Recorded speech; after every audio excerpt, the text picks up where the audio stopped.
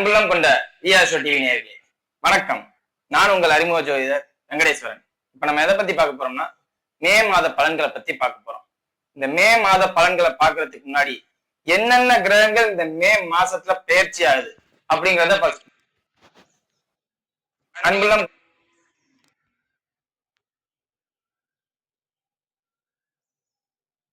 கொண்ட அன்புள்ளம் கொண்ட ஈஆர்ஷோ டிவி நேயர்களே வணக்கம். நான் உங்கள் அறிமுக ஜோதிடர் வெங்கடேஸ்வரன். இப்ப நம்ம எதை பத்தி பார்க்க போறோம்னா மே மாத பலன்களை பத்தி பார்க்க போறோம். இந்த மே மாத பலன்களை பார்க்கறதுக்கு முன்னாடி என்னென்ன கிரகங்கள் இந்த மே மாசத்துல பெயர்ச்சி ஆகுது அப்படிங்கிறத ஃபர்ஸ்ட் பார்ப்போம். சூரிய பகவான் ஆனவர் மே மாதம் 14ஆம் தேதிக்கு பின் ரிஷபராசியில சஞ்சரிக்கிறார். அது மட்டும் தானா, மே மாதம் 6ஆம் தேதியே புதன் பகவான் மேச ராசியிலும், அதே புதன் பகவான் மே மாதம் 23ஆம் தேதிக்கு பின் ரிஷபராசியிலும் சஞ்சரிக்கிறார். அதே மாதிரி நம்ம எல்லாருக்கும் தெரிஞ்ச பயிற்சியான குரு பயிற்சி மே மாதம் 14ஆம் தேதிக்கு பின் நடைபெறுகிறது. அதே மாதிரி ராகு கேது பயிற்சி நம்ம இன்னும் அதை பத்தி பேசல, அதுக்கான வீடியோவும் போடல. இந்த மே மாத பலன்கள் பேசினதுக்கு அப்புறம் போடலாம் அப்படின்னு இருக்கோம். ராகு கேது பயிற்சியானது மே மாதம் 18 தேதிக்கு பின் ராகு கேதுவும் பயிற்சி ஆகிறார். அப்படிங்கும்போது இந்த குறிப்பான முக்கிய கிரகங்கள்னு சொல்லப்படுற குரு பகவானும் ராகு கேதுவும் இணைந்து இந்த மாதத்தில் பயிற்சி ஆகிறார்கள். அப்படி பயிற்சி ஆகும் போதுல 12 ராசிக்கும் எவ்விதமான பலன்களை தரப்போகுது? உங்களுக்கு அனுகூலமான பலன்களை தரப்போதா, இல்ல பாதகமான பலன்களை தரப்போதா, இல்ல நம்ம சாதாரண நிலையில இருப்போம், திடீர்னு மிகப்பெரிய அதிர்ஷ்டங்கள் எதுவும் நம்ம தேடி வரப்போதா அப்படிங்கிறத பத்தி ஃபுல் வீடியோல பேசியிருக்கோம். சரியா? இப்ப வாங்க 12 ராசிக்கான பலன்களை பார்ப்போம். கன்னி ராசி என்பர்களே, இந்த மே மாதமானது உங்க ராசியாதிபதியே ராசிக்கு 8ஆம் இடத்துலயும் சஞ்சரிக்கிறார், 9ஆம் இடத்துலயும் சஞ்சரிக்கிறார். சோ 8ஆம் இடங்கிறது நான் உங்களுக்கு சொல்லணும்னு அவசியம் இல்லை, உங்களுக்கே அது தெரியும். என்ன? வம்பு வழக்கு சார்ந்த அமைப்பு, அதே மாதிரி வெளிநாடு சார்ந்த அமைப்புகளே அதுதான் சொல்லுது. அதே மாதிரி மறைந்து வாழும் தன்மை, கடன் சார்ந்த அமைப்புகளால் ஏதேனும் பாதிப்பு. சோ இது எல்லாமே 8ஆம் இடத்தை தொடர்பு கொண்டதுதான். இந்த 8ஆம் அதிபதினு சொல்லப்படுற செவ்வாய் பகவான் நீச்சமானது இங்க ஒரு பிளஸ். எதுவும் பெரிய லெவல்ல பாதிக்காது, ஆனா அந்த பாதிப்பு இருக்காதுன்னு சொல்ல முடியாது. ராசியில கேது பகவான் சஞ்சரிக்கிறார். அதே மாதிரி கேது பகவான் மே மாசம் 18ஆம் தேதிக்கு அப்புறம் சிம்மத்துக்கு போயிடுறாரு. சோ அது வரையும் கொஞ்சம் கவனமா இருக்கணும், யாருக்கும் ஜாமீன் போடக்கூடாது. அப்படி ஜாமீன் போட்டா தேவையில்லாத வீண் வம்புகள்லையும் வழக்குகள்லையும் மாட்டிக்குவீங்க. அதே மாதிரி இந்த மாதம் உங்களுக்கு மருத்துவ செலவு, வீண் விரயங்கள் அதிகமா இருக்கும். தேவையற்ற செலவுகள் எக்கச்சக்கமா இருக்கும். இதைத்தான் செலவு பண்ணணுங்கிற ஒரு தன்மை இருக்கும். அந்த தன்மையை தாண்டி நீங்க செலவு பண்ண போறீங்க. சோ நீங்க இந்த நேரத்துல எப்படின்னா மேலதிகாரிகள்ட்டே ரொம்ப கவனமாகவும் எச்சரிக்கையாகவும் இருக்கணும். உயர் அதிகாரிகளாக இருக்கும் பட்சத்தில் அவங்களால உங்களுக்கு தேவையில்லாத வீண் செலவுகள் நடக்கலாம், இல்லாட்டி அவங்களால உங்களுக்கு வேலையே போகலாம். யாரும் மேலதிகாரிகளிடமும் மேலோரிடமும் வாக்குவாதம் வச்சுக்க வேண்டாம். அதே மாதிரி எப்பயாவது ஒரு அதிர்ஷ்டம் கிடைக்கும்ல, எவ்வளவு பிரச்சனையா இருந்தாலும் திடீர்னு ஒரு குருட்டு யோகம், அதாவது உதாரணத்துக்கு சொல்லலாம் லாட்டரி யோகம். 8ஆம் இடத்துல புதன் பகவான் சஞ்சரிக்கிறார். அதே மாதிரி சந்திரனோட நிலையை வச்சுதான் உங்களுக்கு லாட்டரி யோகங்கிறத சொல்லலாம். சந்திரன் எப்ப ராசிக்கு 5, 7, 9ல வர்றாரோ அப்ப உங்களுக்கு லாட்டரி யோகம் உண்டு. அதுல ஒரு குறை இல்லை, நல்லாவே இருக்கும். சோ நேரத்தை கரெக்டா பயன்படுத்திக்கணும். எல்லாருக்குமே லாட்டரி யோகம் இருக்குமா அப்ப கன்னிராசினருக்கு? இல்ல. ஜனனகால ஜாதகத்துல யாருக்கு 8ஆம் இடம் வலுத்து 8ஆம் இடத்தால் பலன் லாபகரமானதாக இருக்கணும் அப்படின்னு விதி இருக்கோ அவங்களால மட்டும்தான் லாட்டரி யோகத்தை அனுபவிக்க முடியும், இல்லாட்டி லாட்டரி யோகத்தை அனுபவிக்க முடியாது. இது யதார்த்தம் தான். சரியா? அடுத்தது குடும்ப ரீதியா 2ஆம் அதிபதி 9ஆம் அதிபதினு சொல்லப்படுற சுக்கிர பகவான் உச்சம் அடைஞ்சிருக்காரு 7ஆம் இடத்துல. குடும்பத்துல இத்தனை நாள் இருந்த வாக்குவாதங்கள் கொஞ்சம் கொஞ்சமா குறையும். சனி ராகுவோட இணைவு இருக்கிறனால பக்கத்து வீட்டு பெண்களால் இல்ல பக்கத்து வீட்டு ஆண்களால் இத்தனை நாள் இடர்பாடு இருந்திருக்கலாம். ஏன்னா சுக்கிரன் வக்ரமா வேற இருந்தாரு. சோ அந்த வக்ர நிவர்த்தி அடைஞ்சு தெளிவா இப்ப 7ல வரனால குடும்பத்துல அந்யோன்யம் அதிகரிக்கும். கணவன் மனைவியரிடையே சண்டையே இருந்தாலும் சற்று கொஞ்சம் கொஞ்சமா குறைஞ்சு வாக்குவாதம் தெளிஞ்சு கொஞ்சம் ஃப்ரீ ஆவீங்க, சுக்கிரன் உச்சமா இருக்கிறனால. அதே மாதிரி ஆடம்பர செலவுகளை தேடுவீங்க. அதே மாதிரி கன்சீவா இருந்து இந்த நேரத்துல டெலிவரி ஆகிறவங்களாக இருந்தால் பெண் குழந்தை சார்ந்த அமைப்புகள் உங்களுக்கு கிடைக்கும். அதே மாதிரி பெண்கள் 40, 50 வயதை கடந்தவர்களாக இருக்கும் பட்சத்தில் அந்த அடிவயது சார்ந்த பகுதிகளில் பிரச்சனை வரும். பெண் மருத்துவர்களை பாக்குற மாதிரி சூழ்நிலை வரும். அதே மாதிரி 4ஆம் அதிபதினு சொல்லப்படுற குரு பகவான் இந்த வாட்டி 10ஆம் இடத்துக்கு பயிற்சி ஆகிறார், 4ஆம் இடத்தை பாக்குறார். அப்படிங்கும்போது தாயாரோட உடல்நிலை தேறி வரும். எந்த குறையும் இருக்காது. அவங்க இன்னும் சொல்ல போனா அவங்க மருத்துவமனை சார்ந்த அமைப்புல இருந்தாங்கன்னா இன்னும் அவங்களுக்கு நல்லா இருக்கும், பெஸ்டா தெளிஞ்சு தேடி வருவாங்க. அதே மாதிரி கல்வி ரீதியா பார்த்தோம்னா குழந்தைகள் சார்ந்த அமைப்புல நல்லா இருக்கு. 4ஆம் இடத்தை குரு பகவான் பாக்குறது இந்த நேரத்துல ரிசல்ட் வர கன்னிராசினருக்கு நல்ல ரிசல்ட்டே வரும். குழந்தைகளுக்கு எதிர்பாராத திடீர்னு நான் இப்படி ரிசல்ட் வாங்குவேனே நினைக்கல, ஆனா நான் வாங்கிட்டேன் அப்படின்னு சொல்ற அளவுக்கு நல்லா பெருமிதமா இருக்கும்.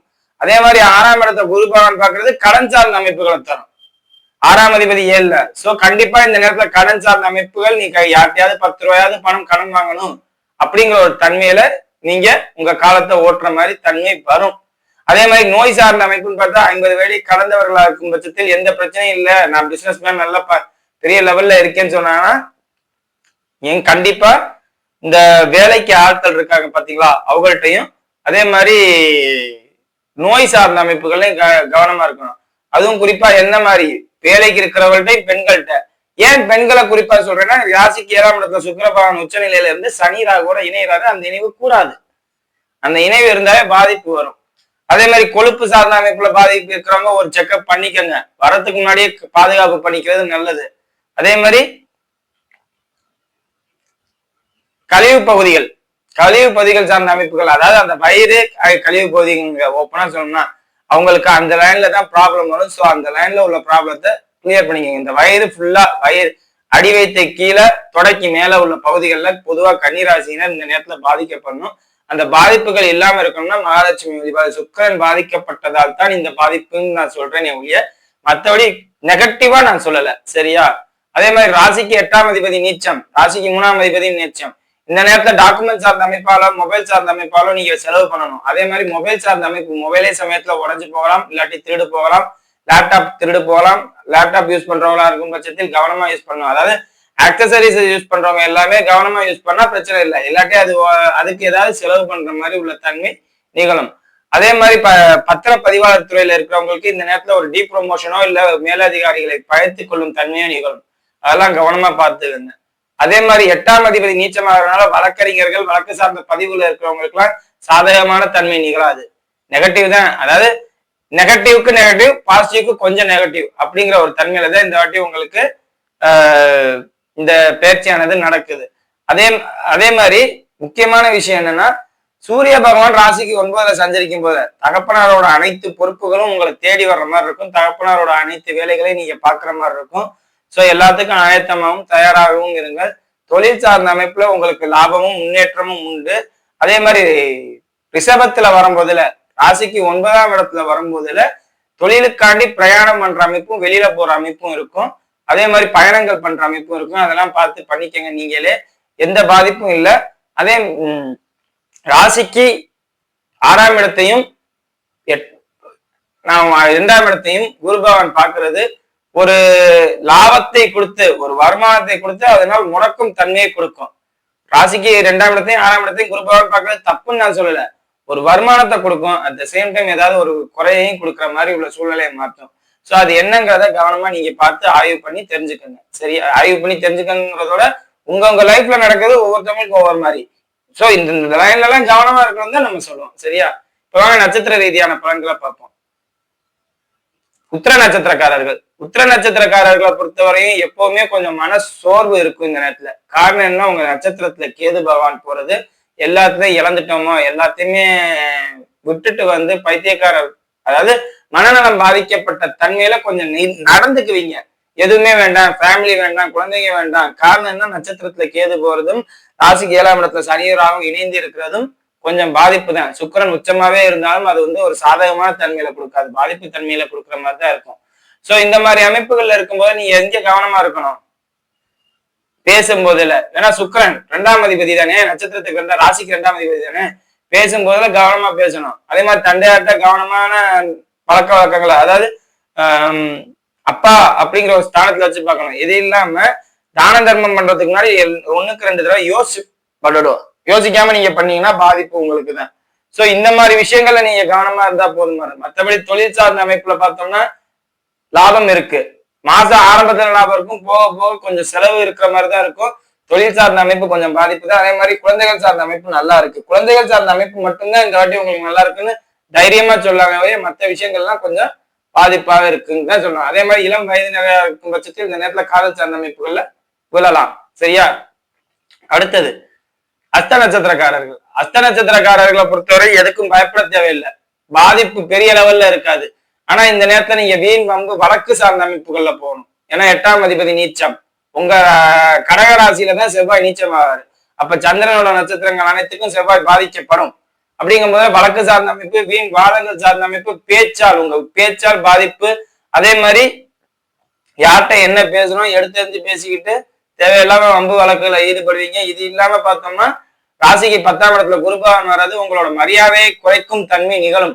என்ன ராசிக்கு 10ல குரு வந்தா மரியாதை எகுருன்னு பார்த்தா, தொழில் நல்லா இருக்குன்னு சொல்லணும்னு பார்த்தா மரியாதை குறைன்னு கேக்குறீங்கன்னா அது உங்களுக்கு அப்படி நடக்கும். மரியாதையை கொஞ்சம் குறைச்சு அப்புறம் கூட்டி கிடக்கும். அதே மாதிரி ராசியை விட்டு கேது பகவான் சஞ்சரிக்கிறார். இத்தனை நாள் இருந்த மனக்குழப்பங்கள் தெளிவுக்கு வந்துடும். ராசிக்கு 6ஆம் இடத்துல இருக்கிற ராகு பகவானால வீண் கொழுப்பு சார்ந்த அமைப்புல பிரச்சனை வரும். அது உங்களுக்கு தான், கொஞ்சம் கவனமா இருந்துக்கோங்க. சரியா? அடுத்தது சித்திரை நட்சத்திரக்காரர்கள். சித்திரை நட்சத்திரக்காரர்களை பொறுத்தவரையும் வண்டி வாகனத்துல எச்சரிக்கையா இருக்கணும்.